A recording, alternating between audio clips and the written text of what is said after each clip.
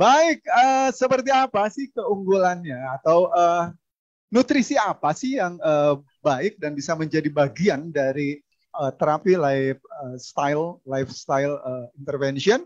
Kita ikuti kembali ya pemaparan materi sesi kedua sama Dr. Insan Agung Nugroho. Baik, kita lanjut sesi yang kedua. Bismillahirrahmanirrahim.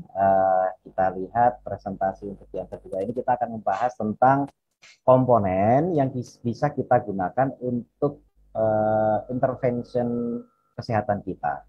Karena intervensi tadi yang kita jelaskan di awal itu adalah intervensi yang sifatnya lifestyle. Selain intervensi lifestyle, itu ada dua intervensi yang lainnya untuk membuat tubuh kita itu sehat.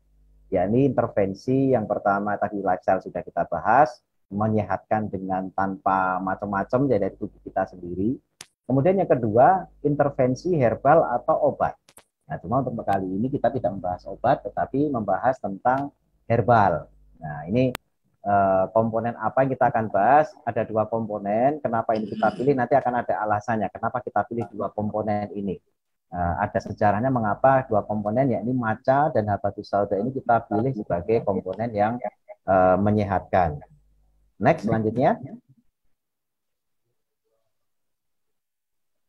Ya, jalan ikhtiar sehat, ya tadi sudah saya jelaskan di muka bahwasanya kita bisa mengintervensi lifestyle kita karena memang kita ini sakit juga karena lifestyle. Maka pengobatannya juga kita kembalikan lifestyle kita itu ke yang fitrah. Ya, fitrahnya bagaimana kita kembalikan lagi. Kalau kurang tidur ya perbaiki tidur. Kalau kelebihan sesuatu kita kurangi sesuatu. Kalau kurang sesuatu kita tambahkan sesuatu. Ini lifestyle. Kemudian intervensi herbal atau obat. Nah, intervensi herbal ini bisa komponen-komponen herbal itu apa? Nanti kita akan gali. Kemudian alasannya mengapa pakai itu kita juga akan gali. Kemudian intervensi alat. Ini beberapa penyakit itu hanya bisa diintervensi dengan alat. Contoh misalnya yang mungkin bapak-bapak ibu juga sudah pakai sekarang ini kacamata misalnya. Itu sebagian memang dengan lifestyle bisa tertolong juga walaupun jangkanya adalah panjang asalkan tahu caranya, tapi tentu saja tidak bisa cepat. Tapi kalau pakai alat kacamata langsung dipakai itu langsung bisa dikoreksi keluhannya. Atau kalau yang sudah terlanjur misalnya gagal ginjal, akhirnya ada intervensi yang namanya alat hemodialisa. Itu alat cuci darah. Nah, itu mau tidak mau karena memang sudah sampai pada level itu di mana kelalaian menjaga kesehatan itu akhirnya menemui titik di mana harus ginjalnya itu harus dibantu dengan alat gitu ya. Itu tiga hal inilah yang jalan ikhtiar sehat yang bisa kita lakukan. Selanjutnya, nah, dalam hal pemilihan tentu saja tadi pemilihan intervensi herbal atau obat tadi kita harus memilih suplemen makanan atau minuman yang tentu saja memiliki alasan yang baik. Pertama, kemanfaatannya tentu saja menyeluruh, tidak hanya satu organ saja. Gitu ya, satu organ saja itu kadang-kadang satu organ jadi baik, tapi organ lain jadi tidak baik. Nah, itu kita harus teliti secara utuh. Contoh misalnya, kemarin ada saat ditanya manfaat ubi jalar, ya, katanya bisa untuk ini, untuk itu, untuk ini, dan lain sebagainya. Tapi ternyata kandungan kalori ubi jalar itu dalam 100 gramnya, itu setidaknya mengandung 30-an gram karbohidrat atau gula yang akan menaikkan kadar gula darah seseorang sehingga ini tidak bisa dipakai untuk orang-orang yang diabetes. Artinya dikonsumsi mungkin untuk penyakit lain oke, tapi efek sampingnya ternyata diabetesnya nanti akan jadi tambah parah. Nah, ini kita tidak akan memilih yang seperti itu. Kita memilih yang ketika dikonsumsi perbaikannya itu adalah menyeluruh, tidak hanya parsial. Nah, ini penting. Yang kedua, memiliki reputasi melewati waktu atau zaman. Nah, kenapa memilih habatus sauda? Karena habatus sauda itu di zaman apapun ceritanya, itu semua memiliki catatan yang baik. Kita tahunya kalau sebagai umat Islam, tahu dari sabda Rasulullah SAW. Dan itu penting. Karena kalau ketika beliau bersabda itu tentu saja sabda beliau berdasarkan wahyu. Dan ternyata habatus sauda dalam penelitian itu sudah dipakai dari sejak ribuan tahun yang lalu. Dari sejak zaman Mesir kuno itu memiliki catatan-catatan penyakit-penyakit dan sekaligus penggunaan habatus sauda untuk menangani penyakit dari sejak zaman Mesir kuno. Dan itu merupakan minyak yang dipakai untuk memumikan raja-raja Mesir. Ya, jadi muminya itu dijaga agar tidak rusak dan lain sebagainya itu dengan apa namanya borehan minyak habatus sauda, salah satu sebagai komponennya. Nah, kemudian di zaman Yunani kuno itu pun dipakai juga. Di zaman Romawi kuno itu pun dipakai. Kemudian datanglah Rasulullah SAW dengan sabda beliau menguatkan penggunaan habatus sauda. Kemudian di zaman modern ternyata ahli medis dan juga ahli farmasi meneliti dengan ratusan jurnal yang sudah bisa diakses saat ini di dunia maya yang menguatkan apa saja yang selama ini telah dialami dari sejak zaman Mesir kuno, Yunani kuno, Romawi kuno sampai zaman modern. Ternyata penggunaan habatus sauda ini tidak lekang oleh zaman. Kalau bahan ini tidak berkhasiat, tidak nunggu lama untuk ditinggalkan orang. Nah, misalnya ada selentingan, konon kabarnya ini berkhasiat, dipakai, ya tidak berkhasiat, ternyata tidak berkhasiat, dicobakan lagi tidak berkhasiat, itu nggak usah nunggu 10 tahun. Ya, nggak perlu nunggu 10 tahun, pasti ditinggal orang. Baru setahun aja boomingnya hilang. Pertama mungkin booming, ini setahun 2 tahun, saya pernah nyoba nggak ngefek, ya, itu mesti akan ditinggal. Tapi habatus sauda ini tidak hanya 10 tahun, bahkan bisa sampai berabad-abad, puluhan abad, bukan puluhan tahun. Ya, melewati zaman dan tetap dipakai, bahkan semakin dikuatkan dengan adanya riset-riset. Nah, ini makanya memiliki reputasi yang tinggi. Demikian juga dengan seperti misalnya maca. Nah, maca ini kalau kita baca sejarahnya, dulu merupakan minuman raja-raja, raja Tiongkok, kemudian kaisar Jepang. Itu mengkonsumsi ini karena rata-rata kaisar, kemudian apa raja, itu kan pengennya umur panjang. Yel-yel mereka kan semoga kaisar berpanjang umur, semoga kaisar begini begitu dan lain sebagainya, dan menjaga kekuatan dan lain sebagainya. Dan mereka tahu apa yang terkandung dalam apa namanya teh gitu ya, teh hijau dalam hal ini yang kemudian nanti akan diolah menjadi matcha, itu ternyata memiliki khasiat yang luar biasa bagi peremajaan kulit dan lain sebagainya yang nanti akan dikuatkan dengan riset-riset dunia modern. Jadi reputasinya itu bukan baru kemarin sore, bukan. Justru kalau yang namanya bahan terapi, reputasi itu penting. Beda dengan alat-alat gadget. Ya, gadget itu makin mutakhir makin bagus. Kalau kita pakai HP yang keluaran tahun 2000-an itu kita dianggap kuno. Ya, kita akan wah ini HP-nya jadul banget, ini pakai gadget kok tahun 2000-an atau tahun 1900-an yang HP-nya itu gede-gede gitu ya. Nah, itu mesti kita dianggap kuno. Tapi kalau yang namanya pengobatan, makin kuno itu menunjukkan makin manjur. Karena ternyata melewati sekian zaman itu bertahan. Gitu kan. Nah ini bedanya antara pemilihan gadget dengan pemilihan bahan terapi. Reputasi itu penting. Kemudian yang berikutnya, mudah dan nyaman dikonsumsi. Karena ada beberapa bahan komponen yang menjanjikan khasiat, tapi nyarinya luar biasa susah. Ada jamur, yang jamur itu hanya numbuh, gitu ya. Jadi jamur itu menyerang otak binatang. Ketika dia menginfeksi otaknya itu kemudian menyebabkan binatang itu mati. Nah, baru kemudian dari otaknya itu dia numbuh jamur. Nah, jadi jamur itu parasit di binatang itu. Tapi nyarinya susah sekali. Ya, nyarinya susah sekali. Ya bisa, tapi nyarinya susah sekali. Ini tentu saja ya tidak mudah untuk nyarinya, gitu ya.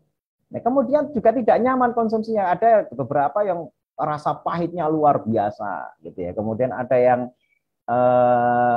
kalau kita baca di beberapa artikel-artikel apa namanya, mungkin ada yang punya artikel pengobatan masa lampau gitu kan. Itu ada pengobatan tuh untuk mengobati penyakit A. Itu mereka itu mengkonsumsi ini betul-betul ada. Cuma saya tidak menyarankan ini dilakukan. Don't try this at home gitu kan. Jadi untuk menjaga kesehatan vitalitas itu berburu rusa dimakan mata yang kirinya. Nah, gitu-gitu. Itu susah banget itu. Sudah berburu rusa itu kemana, terus diambilnya hanya mata kiri dan alasan kenapa mata kiri, kenapa itu juga nggak dijelaskan gitu. Nah, ini hal yang tentu saja tidak mudah dan tidak nyaman untuk dikonsumsi. Tidak semua orang tuh doyan makan mata rusa, selain susah juga tidak nyaman. Nah, kemudian ilmiah didukung dengan riset. Jadi tidak hanya sekedar katanya-katanya. Nah, kalau kita cuma katanya-katanya itu nanti hanya sekedar menunggu waktu untuk menunggu kecewa. Nah, kita tidak ingin dalam hal ini coba-coba, tapi melalui riset bahwasanya memang memiliki khasiat yang manjur buat kesehatan kita. Ini pertimbangannya. Maka kenapa dipilih dua bahan itu ini sebenarnya pertimbangannya. Next.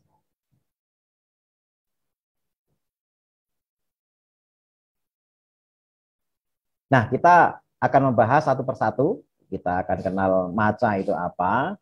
Jadi matcha ini adalah teh hijau Jepang. Bedanya dengan teh hijau ini adalah dalam hal pengelolaan ketika mengelola tumbuhannya. Kalau teh hijau itu tumbuhnya ya sekedar seperti menumbuhkan teh biasa dengan ladang ya sebagaimana teh di Indonesia gitu itu ladangnya ya sudah seperti ladang biasa. Tapi kalau untuk yang khusus dibuat matcha, itu tehnya daunnya itu tidak boleh kena sinar matahari langsung.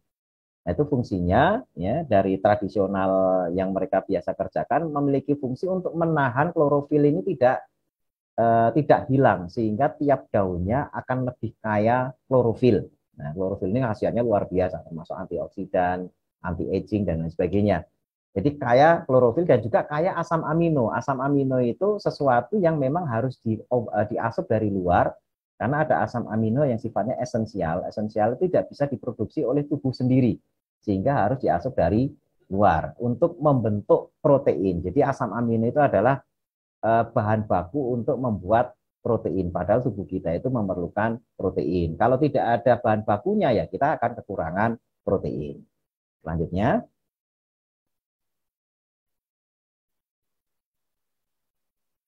Nah, dalam matcha ini adalah kandungan 1 gram.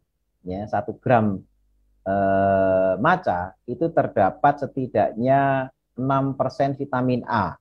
6% itu berarti 1 gram itu kan 1000 miligram. Jadi kalau 6% itu berarti setidaknya 60 miligram. 3% vitamin C itu berarti setidaknya 30 miligram. Antioksidannya 60 kali dari bayam. Antioksidannya itu adalah berupa EGCG atau epigallocatechin galat. Itu bagian dari keluarga katekin yang merupakan antioksidan kuat. Biasanya katekin ini di medis digunakan untuk mengobati penyakit jantung, hipertensi, dan juga sebagai pengobatan kanker. Itu sekarang ini sedang diteliti untuk pengobatan kanker dan menggunakan katekin. Kandungan katekinnya 5,5 sampai 7,5 miligram per gramnya. Nah, kemudian juga dalam matcha ini terdapat kafein. Tapi kafeinnya tidak terlalu tinggi, hanya sebagai stimulan yang tidak menyebabkan kemudian berdebar dan juga menyebabkan tekanan darah tinggi. Ini kandungan matcha. Selanjutnya ada kandungan yang lainnya. Ya, kandungan protein dan mineralnya dalam 1 gram matcha itu terdapat 300 miligram protein. Jadi sudah ada proteinnya. Tapi juga ada asam aminonya, bahan baku proteinnya. Kemudian ada klorofilnya dengan 2,73 mg, kalsiumnya 4,2 mg, fosfor ini untuk kepentingan tulang ya, kalsium dan fosfor. Zat besi untuk keperluan sel darah merah ya, yang memperbaiki anemia. Kemudian ada L-theanin, ini agak tinggi 14,26 mg. Nah, fungsi L-theanin ini penting sekali. Nah, selanjutnya kita akan bahas L-theanin. Next. Nah, L-theanin ini menurunkan stres dan kecemasan serta meningkatkan relaksasi. Nah, tadi di awal semua pola hidup kita itu sebenarnya menimbulkan stresor yang akan menaikkan simpatis. Ini harus diingat-ingat di sistem keseimbangan ya. Simpatis itu menaikkan stresor.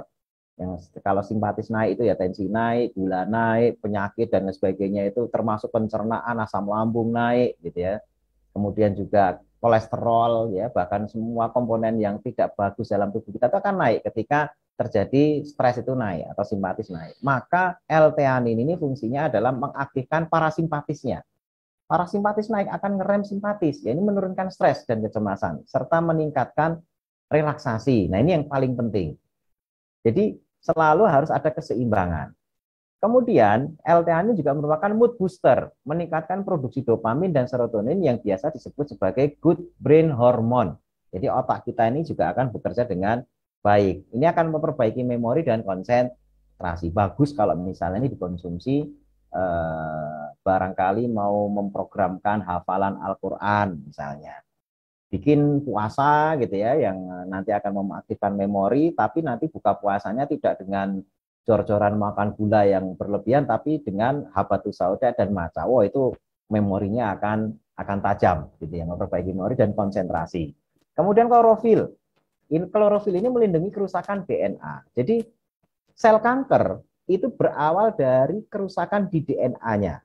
DNA yang rusak itu berhasil dikopi kemudian akan menghasilkan pembelahan sel yang ikut menyertakan DNA rusaknya. Sekali membelah sel DNA-nya rusak, pembelahan berikutnya akan makin rusak sampai akhirnya sel itu berubah sifat menjadi sel kanker. Nah, dengan kandungan klorofil yang tinggi, karena memang ketika ditanam itu sengaja dibikin treatment khusus, tidak terkena sinar matahari langsung, maka diharapkan ya akan membuat DNA-nya tidak rusak dan ini akan menekan sel kanker. Selanjutnya, nah manfaat kesehatan maca, EGCG yang ada dalam maca itu akan mengontrol tekanan darah. Tadi sudah disampaikan di muka gitu ya. Jadi memang semua hal terkait maca ini adalah mengaktifkan parasimpatis untuk melawan simpatisnya. Semua penyakit-penyakit simpatis, ya, semua penyakit yang ada dalam tubuh kita, yang terutama penyakit orang modern itu tidak terkait dengan aktivitas saraf simpatis, termasuk uban kita, termasuk kerontokan rambut, termasuk keriputnya kulit kita, itu semuanya karena efek simpatis. Penelitian yang terakhir tahun 2021, uban itu sebenarnya reversible, artinya bisa jadi hitam lagi. Nah, ini kabar gembira yang mungkin rambutnya sudah beruban. Caranya bagaimana? Mengerem aktivitas saraf simpatisnya. Karena produksi melanosit, ya melanosit itu yang menyebabkan warna rambut, entah hitam entah putih, itu dipengaruhi oleh stres. Dan itu sudah ada dalam Al-Quran di surat Al-Muzammil itu fakaifa tatakuna in kafartum yauma yaj'alul wildana syiba. Nah, di sana disebutkan apa kalian tuh bagaimana kalian nggak takut terhadap hari yang dimana hari itu menjadikan anak-anak itu beruban. Berarti itu hari yang dahsyat, yang bikin stres, yang dengan stres itu menyebabkan anak kecil saja beruban. Artinya apa? Saraf simpatis ketika aktif bahkan uban, rambut rontok, seluruh anggota tubuh ini akan ikut aging atau menua ketika simpatis itu berlebihan. Sehingga ada yang agingnya cepat, ada yang lambat. Nah, kita kan pengennya aging itu lambat. Usia boleh 70, tapi fisik 30. Nah, itu yang kita harapkan seperti itu. Itu dengan cara apa tadi? Mengaktifkan semua modalitas yang berkaitan dengan saraf parasimpatis. Ya, salah satunya dengan konsumsi tadi, maca dan komponen nanti apa itu saja setelah ini kita jelaskan. EGCG juga menekan stres, ya, menekan sel penyebab peradangan. Jadi ini antiinflamasi juga. Dan inflamasi itu mendukung saraf simpatis, ya, naik, stres, dan sebagainya. Jadi kalau kita bahas kesehatan, semuanya akan kembali ke dua titik ini. Simpatis, parasimpatis. Simpatis itu akan menyebabkan problem kesehatan serius, parasimpatis ini akan mengurai itu semua. Next. Nah, ini kita akan bahas tentang habatus sauda yang disabdakan oleh Rasulullah SAW memiliki komponen penyembuh segala penyakit kecuali kematian. Ini hadis, ya. Dan kita beriman dengan apa yang disabdakan oleh Rasulullah. Hanya secara riset, ternyata apa yang ditemukan dalam riset, ini saya sebutkan di sini banyak, dan itu masih di bawahnya ada dan lain-lain. Karena nanti kalau ingin lebih lengkap bisa baca buku saya, itu hanya untuk daftar pustakanya itu bisa berhalaman-halaman, itu baru daftar pustakanya gitu. Jadi baca daftar pustakanya aja capek gitu, karena bisa sampai puluhan daftar pustaka, itu bisa puluhan riset itu saya tulis di buku saya itu ada antiinflamasi, antioksidan, anti kanker, antibiotik, anti diabetes, anti kolesterol, anti trigliserid, anti asam urat, kemudian juga hipertensi, anti hipertensi, anti macam-macam. yang kalau dituliskan di sini dan kita bahas satu-satu, itu bisa disajikan puluhan riset untuk tiap-tiap penyakitnya. Nah, ini tentu saja luar biasa. Makanya kenapa ini dipilih. Ya, hanya kadang-kadang sebagian saudara kita itu menggunakan habatus sauda itu dengan hanya mengandalkan keyakinan. Sisi saintifiknya itu tidak dipelajari. Padahal keyakinan itu bagus, itu landasan utama. Tapi saintifiknya juga harus diketahui agar bisa mendapatkan dosis yang pas sehingga berefek terapi. Nah, sisi itu yang jarang-jarang kita gali secara mendalam. Karena kalau sisi keyakinan, itu kadang-kadang main vonis orang. Kok saya konsumsi nggak sembuh, itu nggak yakin sih. Nah, jadi sudah sakit, nggak sembuh, dianggap keyakinannya lemah gitu. Padahal belum tentu karena tidak yakin. Bisa jadi karena memang dosis yang dikonsumsi tidak menyebabkan penyembuhan dalam penyakit yang dia derita. Untuk kenyang saja itu ada dosis. Sekedar kenyang saja itu ada dosis. Ada orang yang setengah piring baru kenyang, ada yang sepiring baru kenyang. Jadi hanya sekedar kenyang, belum manfaat terapi, hanya sekedar kenyang aja ada dosa, apalagi untuk menyembuhkan penyakit. Nah, maka ini habatus sauda ini sudah lengkap, ya, segala macamnya ada, tinggal bagaimana dieksplor. Selanjutnya, nah, dalam komponen minuman yang Bapak Ibu tadi pagi sudah pada minum semua, itu terdapat habatus sauda itu sekitar hampir 400 mg. Makanya saya di sini sebutkan kalau cuma segitu berapa apa sih yang bisa kita dapat gitu kan. Karena tidak sampai tinggi banget tidak, tapi apakah memiliki manfaat kesehatan? Tetap memiliki manfaat kesehatan. Ini yang saya screening itu hanya yang sehari itu cuma 500 mg. Kalau minum satu saset itu 1 gram. Meminum 3 saset sehari itu 1 gram. 1 gram itu setara dengan 1000 mg. Ya, jadi yang bisa kita dapat dengan itu adalah meningkatkan imunitas atau meningkatkan sistem imun yang non spesifik. Non spesifik itu tubuh kita itu memiliki sistem imun yang selalu melakukan surveillance. Surveillance itu keliling. Ada sel patroli, ada sel makrofag yang selalu berpatroli ke tubuh kita, yang nantinya tadi juga ada sel limfosit gitu ya. Dia patroli untuk mencari komponen-komponen yang sekiranya dianggap asing, kemudian dihancurkan. Ya, ini akan meningkatkan sistem imun itu. Jadi sistem imun yang non spesifik. Kalau vaksinasi itu sistem imun yang spesifik. Kalau yang imunitas yang dibangun oleh habatus sauda ini adalah yang non spesifik. Non spesifik itu tidak pandang apakah COVID, apakah herpes, apakah HIV atau apa, pokoknya yang namanya virus disikat semuanya. Itu non spesifik.